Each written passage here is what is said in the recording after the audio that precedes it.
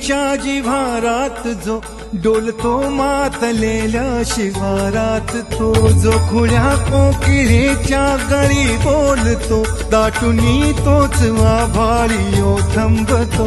नाचवी वीज जो त्या नभाच्या उरी, होई काठी कधी आंधळ्याच्या करी, घेऊनी लाट येतो किनाऱ्यावरी, तोला सारा जगाचाही तो सावरी, राहतो धोमनी या जनी जीवनी, एका पाशाणी तो सांग मा बालका.